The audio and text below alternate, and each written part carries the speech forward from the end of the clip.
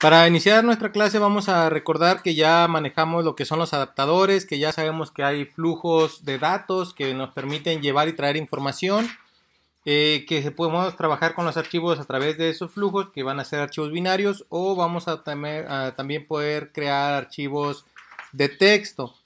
Ahora vamos a utilizar algo que se llaman flujos alternos que nos van a permitir todavía hacer más fácil el proceso de acceder a los archivos. Es un proceso que nos ayuda mucho y que es muy fácil si lo entendemos de la forma correcta. Vamos a utilizar, por ejemplo, una clase que se llama PrintStream.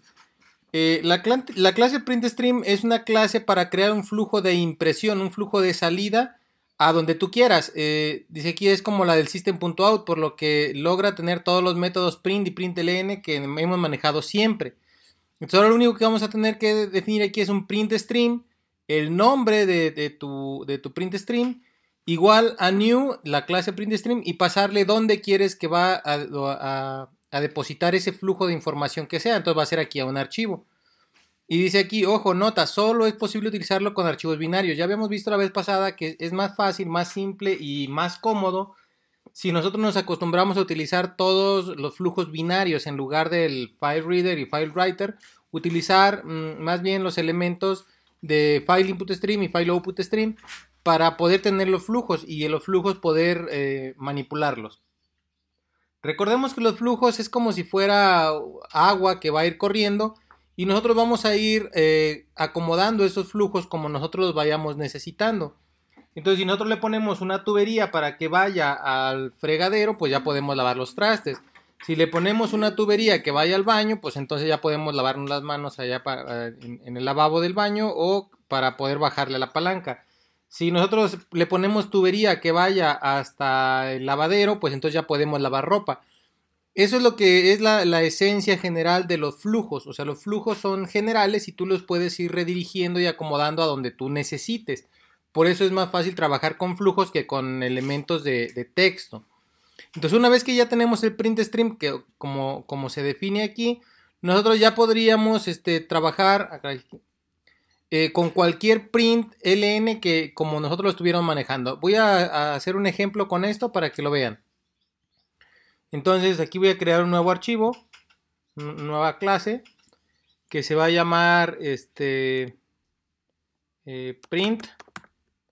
No, flujo de impresión. Aquí, el nombre que sea, pero yo lo voy a poner así para saber que es un flujo. Entonces coloco el main. Y ahora lo que voy a utilizar es la clase PrintStream. Entonces aquí PrintStream.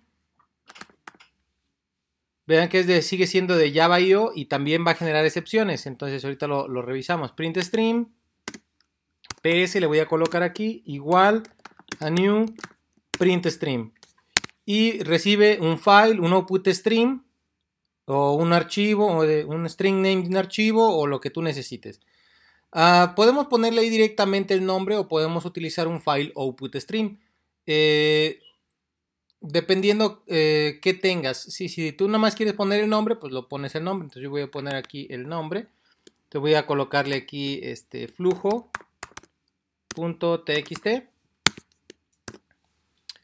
Esto recuerden que va a generar excepciones, entonces voy a colocar aquí mi try catch.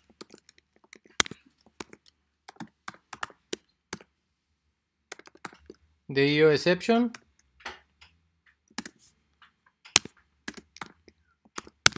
Y le voy a poner aquí un que diga error al crear el archivo.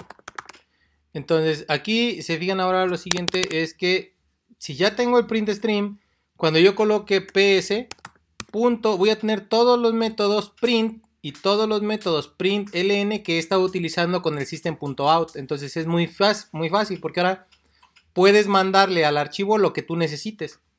Puedes mandarle un booleano, puedes mandarle un string, puedes mandarle un objeto, puedes mandarle un flotante, puedes mandarle un long, puedes mandarle lo que tú quieras.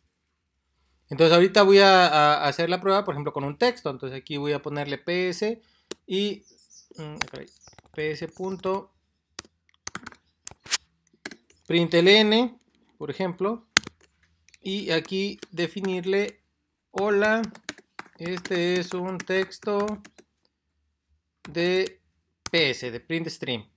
Recuerden que para que todo funcione se guarden los cambios y todo esté bien, ps.close para que se vean reflejados los cambios. Entonces ahora sí lo voy a correr aquí, le voy a dar aquí run file.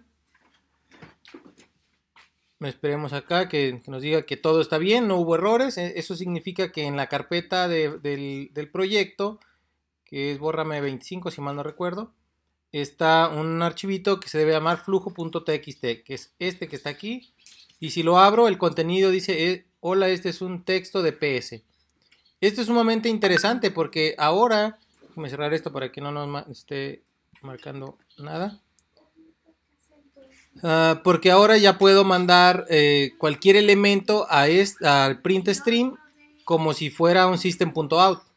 Incluso, ojo, incluso, si ya tenemos un elemento de print stream que tiene todos los métodos println y que es un flujo de salida, lo que nosotros podemos hacer es lo siguiente.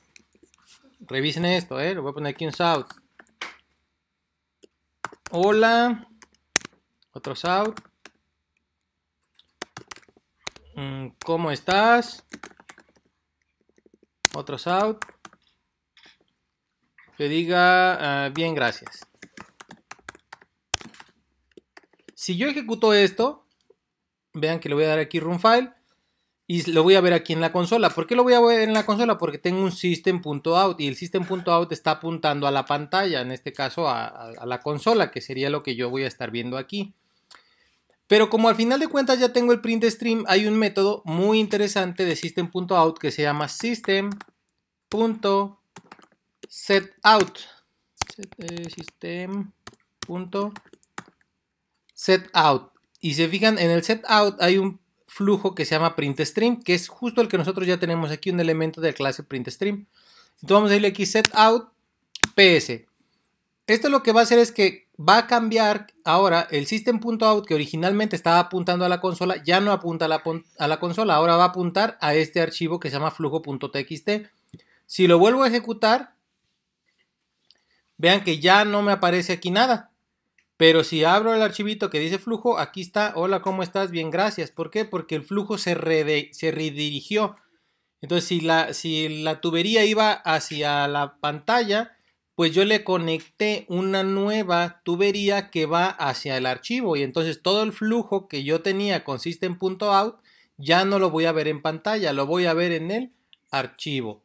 Esto es importante porque ahora ya puedo tener de todos los ejercicios que ya hice, supongamos que ya tenía muchos y los quiero poner en archivos, pues solamente incluyo estas dos líneas y de forma automática ya tengo toda la salida ahora en un archivo. También sirve mucho, por ejemplo, para ir depurando. O sea, tú aquí vas probando que salga bien todo. Ya cuando ya está todo listo, pues nada más haces un set out para que en vez de que aparezca aquí, aparezca en el archivo y vean cómo funciona de forma correcta a la hora de mostrar elementos. Entonces, esta es una instrucción que es muy común y que nos puede ayudar mucho a la hora de escribir en archivos, porque ya tiene todos los system.out que hemos estado utilizando desde las primeras clases.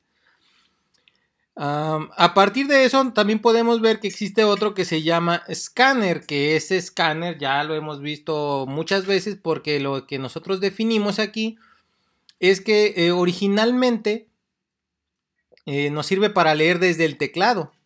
Pero en realidad esto no es nada más para eso, sirve para leer desde cualquier lugar que tenga un flujo de entrada, un flujo de datos que se puedan leer. Y dice aquí, ojo, solo es posible utilizarlo con archivos binarios, entonces volvemos al mismo concepto porque se va a ir leyendo byte a byte.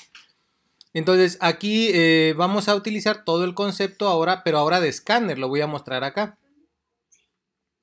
Entonces voy a crear una nueva clase que se va a llamar ahora leer scanner. Genero aquí un main y creo la clase scanner. Scanner sc igual a new scanner, que es el que siempre hemos estado utilizando de java.util. Y ven que ahora aquí me dice de un file o de un input stream. Entonces aquí ya puedo utilizar un input stream, que sería el file input stream al final de cuentas es un input stream. Entonces aquí ya podría utilizar un input stream. Entonces voy a definirle aquí, para poder utilizarlo, primero necesito un file input stream. Entonces voy a poner aquí file input stream in igual a new file input stream y le voy a poner el nombre del archivo que es el que voy a leer. En este caso voy a leer este que se llama flujo.txt, entonces le voy a poner aquí flujo.txt. Desde ahí voy a leer. Esto de aquí me va a generar excepciones porque estoy accediendo a archivos, ya lo habíamos definido, todos los elementos que acceden a archivos pueden generar eso, ahorita lo acomodo. Y entonces aquí en Scanner generalmente nosotros ponemos system.in, que esto es, vas a leer los elementos o el escáner va a estar conectado al flujo de entrada del sistema, que por defecto es el teclado. Pero ahora yo ya no quiero que lea desde el teclado, ahora quiero que lea desde el flujo que viene desde el archivo. Entonces todo lo que se vaya a leer ya no lo va a esperar en teclas que yo voy a escribir en el teclado, sino en realidad va a venir todo lo que escriba o todo lo que esté escrito en el archivo flujo.txt. Voy a poner el try catch para que no me esté marcando error y poder completar el ejercicio.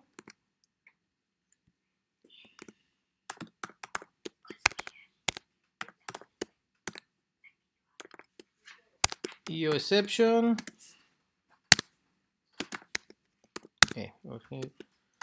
Un out que diga error al leer el archivo. Ahí está.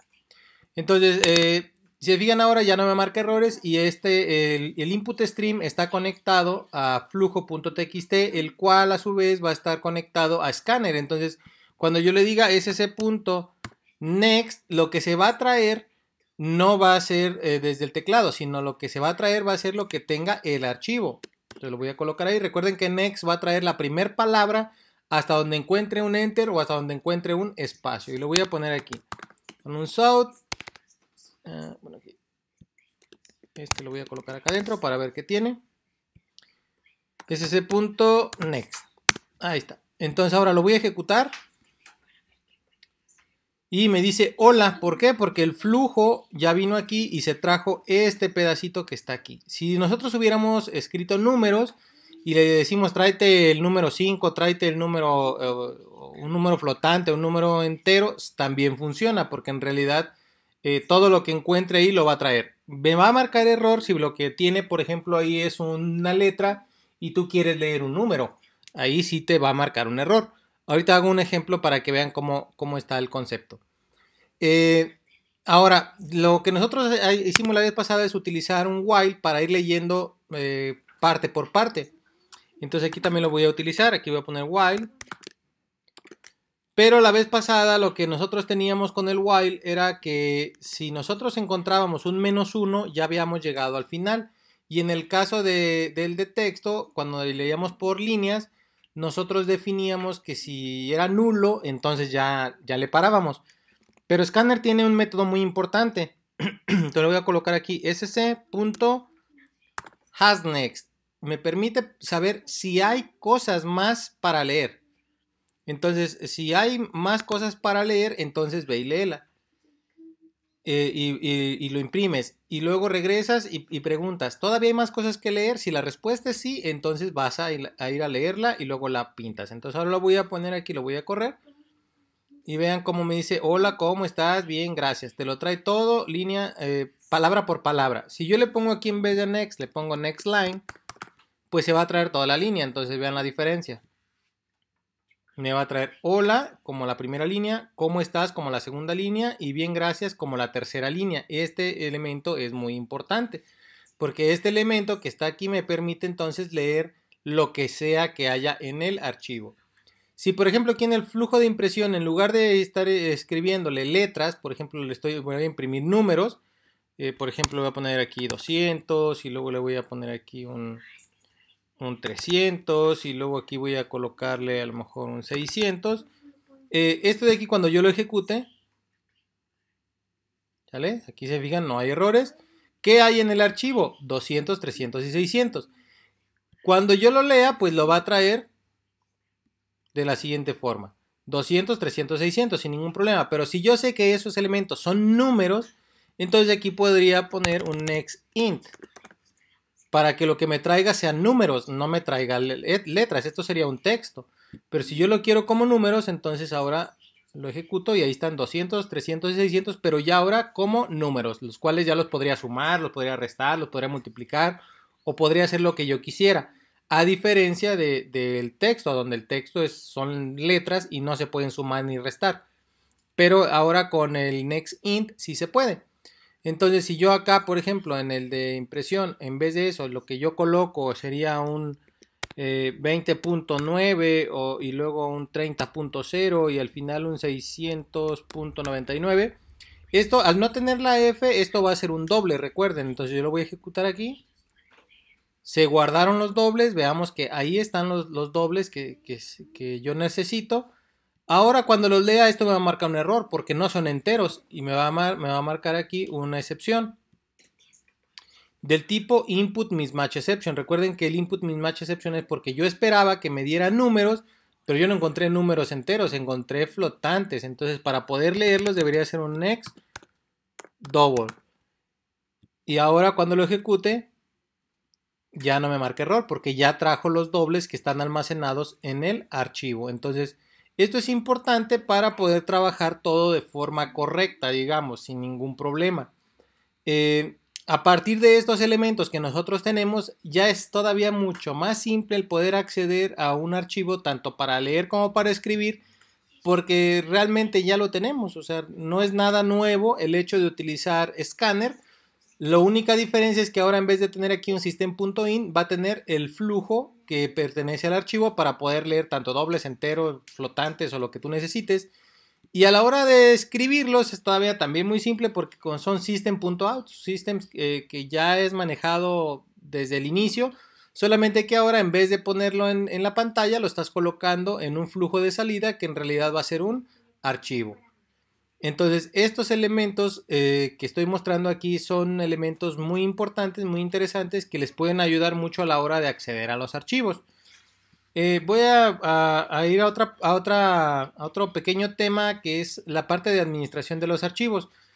Existe una clase que no hemos visto pero es muy importante, que es la clase file. La clase file se utiliza para crear un objeto abstracto. Ojo, dice abstracto, no es abstracto en relación al concepto de abstracción de una interfaz como tal. Ahorita les explico un poquito más de eso. Dice que puede representar tanto a un archivo como a una carpeta y proporciona todos los métodos necesarios para administrar los archivos. Por ejemplo, crear carpetas, eliminarlas, listarlas y hacer todo lo que tú quieras. En general, file, al decir que es abstracto, es porque puede representar cualquier cosa. Puede representar cualquier archivo, puede representar cualquier carpeta o cualquier elemento, incluyendo el disco duro. Entonces, es una ruta que puede apuntar a cualquier lugar. ¿Cómo se crea? Se crea con la palabra file y luego el nombre de tu identificador igual a new file y la ruta a la que tú vayas a acceder. Si esta ruta apunta a un archivo, pues entonces vas a tener todos los accesos a los archivos. Si esta apunta a una carpeta, entonces pues vas a tener todos los elementos de la carpeta. Y a partir de ahí tienen algunos métodos importantes. Por ejemplo, tiene el método list, que lo que va a hacer es listar todos los nombres de los archivos y directorios que estén ahí. List file solamente te trae los archivos, no te trae los directorios. IsDirectory te dice si a donde apunta ese file es un directorio o no. IsFile pues te dice si es un archivo o no. IsHide te dice si está oculto o no. CanRead si se puede leer, en este caso si tiene permiso de lectura aquí en el elemento. O CanWrite si tienes permisos de escritura. Hay muchos, hay más elementos, son uno de los más importantes, pero hay más. Vamos a jugar un poquito ahorita con la clase file para ver cómo funcionaría esto. Entonces vamos a ir, me voy a ir por acá y voy a crear una nueva clase que se va a llamar aquí archivos. Y voy a generar un main y voy a crear un file f igual a new file y luego le tengo que colocar aquí, bueno, para que me haga el import de IO, y aquí es el path name, es el el path o la ruta que tú quieres colocarle. Supongamos que yo quiero la raíz, entonces ahí está mi raíz. ¿Qué hay en la raíz? En la raíz de un terminal, por ejemplo, abro mi MS2, aquí se abra, le voy a dar CD diagonal para irme a la raíz y luego le voy a poner aquí listar. Y vean que hay una carpeta que se llama aplicaciones, otra que se llama libraries, hay un archivo que se llama revis.json, hay diferentes carpetas. Entonces yo estoy apuntando aquí. Dijimos que uno de los elementos importantes es el list, entonces yo le puedo poner aquí f.list. ¿Y qué me va a traer? Me va a traer un arreglo de strings. O si yo le pongo aquí list files, me va a traer todos los atributos de los files. Es decir, cada uno de los elementos que tiene, cada uno de estos va a ser representado por un elemento de la clase f, porque es un arreglo. Entonces lo que puedo hacer aquí es hacer un arreglo de files. File lista. Este es un arreglo igual a list file. Y ya tengo aquí, en esta lista tengo todos los files a donde está apuntando que sería la raíz de mis documentos. Si estuvieras en Windows podrías poner C2 puntos, diagonal invertida, diagonal invertida. Aunque como estamos utilizando Java y Java es multiplataforma, si tú colocas así solita la diagonal, es como si hubieras puesto C2 puntos diagonal, es decir, es la raíz de tu disco duro. Entonces, a partir de ahí que yo ya tengo todos los files, pues puedo hacer un ciclo. Por ejemplo, aquí for int x igual a 0, x menor que lista.size, lista.length, perdón, porque es un arreglo, y x más, para que vaya uno por uno. Entonces, a partir de aquí yo puedo definir aquí con un system.out, definir, por ejemplo, de la lista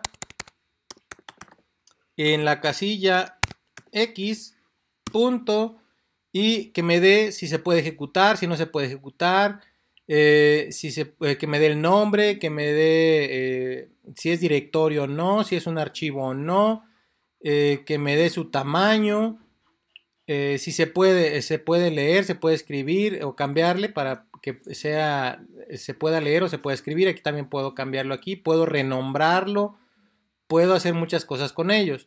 Entonces ahorita lo que voy a hacer solamente es mostrar sus características. Entonces le voy a poner aquí en el nombre, ¿no? Quiero el nombre. Entonces aquí le voy a poner aquí get name. Y con eso voy a traer los nombres. Vean que aquí están los nombres. Hay muchas cosas más porque aquí hay algunas que no se ven porque aquí están ocultas. Pero aquí están. Pero sí está, por ejemplo, vamos a revisarle. Está home, está network, por aquí debería estar. Aquí está network, aquí está home, sbin, aquí está sbin. O sea, están todos los elementos que están aquí, visibles más los que están ocultos y yo no veo aquí, pero sí están porque aquí los estoy obteniendo. Entonces, a partir de eso le voy a poner aquí antes para saber si es un directorio o no. Si es un directorio le voy a poner una D. Si es un archivo le voy a poner una F de file. Entonces, antes de esto, voy a colocar un sort que me permita ponerle aquí un elemento para saber si es un directorio o no. ¿Vale? Entonces, lo que voy a colocar aquí va a ser, bueno, voy a poner aquí un if. Si lista en x punto isFile, si es un archivo, entonces lo que vamos a escribir sin el ln, print nada más, le voy a poner f porque es un file, else so d, que es un directorio, y este que está aquí, bueno, voy a poner aquí el ln para que tengan un elemento, pero aquí antes de esto le voy a poner un diagonal invertida t, que sería un tabulador, para que haya un espaciado entre si es un archivo o es un directorio. Entonces ahora lo voy a volver a correr. Y aquí ya me dice que estos son directorios, directorio, directorio, directorio. Este es un file. Este que está aquí es un file. Aquí todos estos de aquí son directorios. ¿Vale? Aquí es un file, aquí le puse un LN, por eso se ve un poco raro ahí, lo voy a volver a correr. Aquí está, ahí está, ahora sí. Me dice cuál es el de archivo, cuál es un file. También podría colocar otro igualito a este para definir si se puede ejecutar o no, o si está oculto. Por ejemplo, aquí is hide. Aquí, punto. Hay uno que me dice aquí si es directorio, si está oculto, entonces is hidden. Si está oculto, le voy a poner una H. Si no está oculto, le voy a poner un guión, o sea, no está oculto. Entonces lo voy a correr. Y aquí ya empiezo a ver, este es un directorio y no está oculto, este es un directorio, esto no está oculto, este es un directorio y está oculto, este es un archivo y está oculto, este es un directorio y está oculto. ¿Vale? Entonces aquí ya puedo ir viendo cómo es que está trabajando eso. Igual voy a poner otro, donde ahora le voy a poner si se puede ejecutar, por ejemplo. Se puede ejecutar, si se puede ejecutar le voy a poner aquí X de execute y si no le voy a poner guión. También de una vez voy a poner si se puede leer, entonces aquí le voy a poner aquí punto can read. Si se puede leer, entonces pongo una R y si no, entonces pongo guión. Lo mismo podría ser para escritura. Ahorita lo voy a ejecutar para que vean ahora. Entonces ya ahora ya sé, por ejemplo, que este course es un directorio que no está oculto, que se puede ejecutar y que se puede leer. Este que está aquí.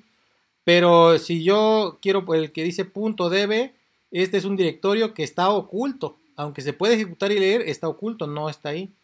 Pero este que dice rev.json es un file, no está oculto, pero no se puede ejecutar, solamente se puede leer. Entonces, estos son los permisos que puedo irle sacando a cada uno de los elementos que yo necesite.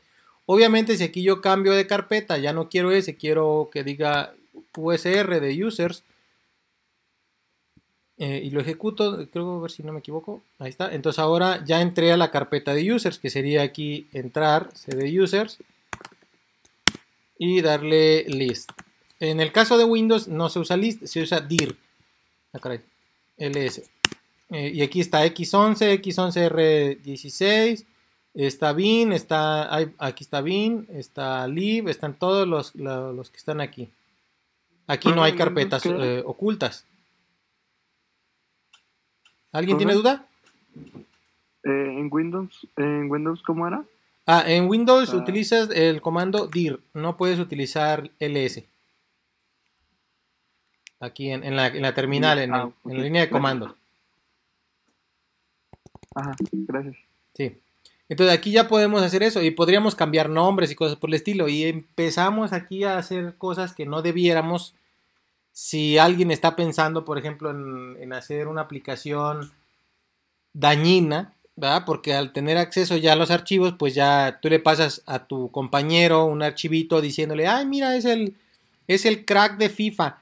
Y lo ejecuta y pum, le dañas el sistema de archivos porque ya le borraste ciertos archivos que ocupa el sistema o ya le cambiaste que ya no se pueden ejecutar o que están ocultos o empieza a ocultar todo el sistema de archivos de los usuarios a manera del virus ese que traen en las memorias. Cosas que no debemos hacer, obviamente, pero que son posibles y que se pueden hacer. Yo no los incito a que lo hagan porque no está bien, pero sé que se puede hacer y obviamente ustedes, al tener estas herramientas, pues ya podrían empezar a descomponer archivos y a descomponer equipos de cómputo, ¿verdad? Porque pues borras los archivos del sistema y voilà, pantalla azul y a reinstalar Windows. Entonces, Profe, pero dígame. se ocuparía hacerlo. Bueno, no, no olvídalo, olvídelo. ¿Se Es que iba a ocuparía tener preguntar permiso de si. administrador? Sí, pero recuerda que los cracks luego tienes que ejecutarlo como administrador, entonces pues ya chafió. Ah, sí, es cierto. Entonces hay que tener cuidado con lo que uno ejecuta, ¿verdad? Sobre todo si te lo pasan tus compañeros y están muy insistentes en que lo tienes que ejecutar, porque puede dañar tu equipo. Entonces, esto yo lo hago solamente, lo explico porque luego ustedes son muy rápidos de mente y se les empieza a ocurrir que pueden hacer cosas raras, sí, sí se puede.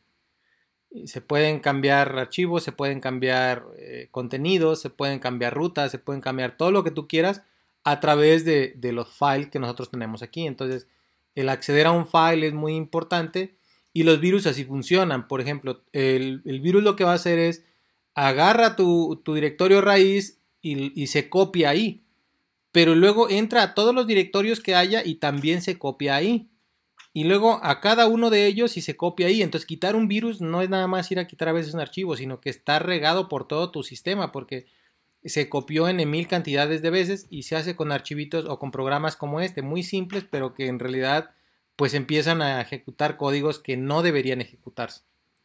Pero bueno, ese es otro punto, es otro rollo, no queremos saber mucho de eso, así es que vamos a decir que lo que sí nos interesa y lo que sí queremos saber son las cosas buenas. Entonces ahora si se fijan ya podemos acceder a cualquier elemento y saber si es un archivo, si no es un archivo, si es un directorio, si no es un directorio. Y si es el directorio que estoy buscando, entonces ahí le creo un archivo o lo que tú quieras. Con esto se contempla todo el concepto de manejo de archivos.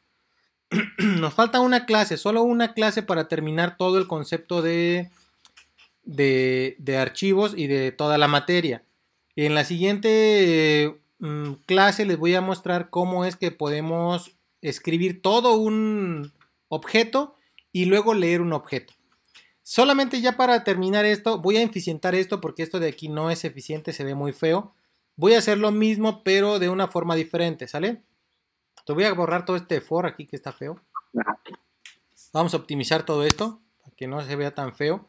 Y vamos a utilizar un ciclo for, sí, pero un for each. Entonces vamos a poner aquí for file ff dos puntos lista. Entonces por cada archivo ff que haya en la lista. Entonces ya no ocupo hacer el for int x igual a, sino que esto es todo lo mismo, pero se hace con un for each. Esto se denominaría un for each element. Entonces por cada elemento se va a llamar ff. Y entonces ahora aquí ya puedo hacer el south que yo necesitaba. Pero el south que yo necesitaba también lo puedo hacer con un if comprimido. Entonces voy a definir aquí si ff punto, voy a poner aquí isFile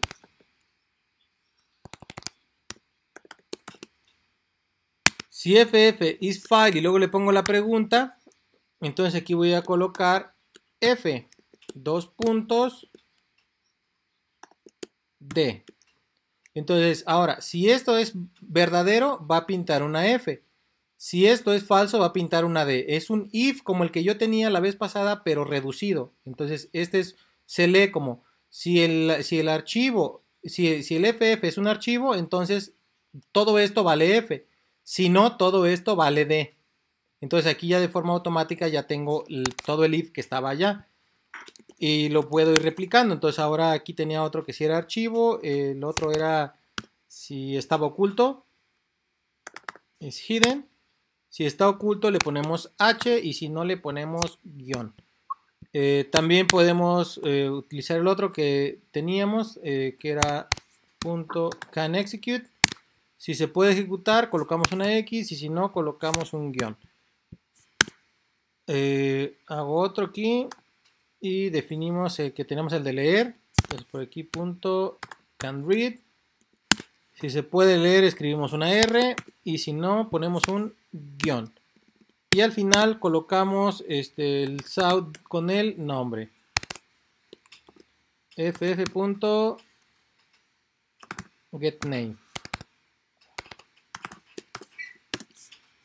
Lo voy a ejecutar.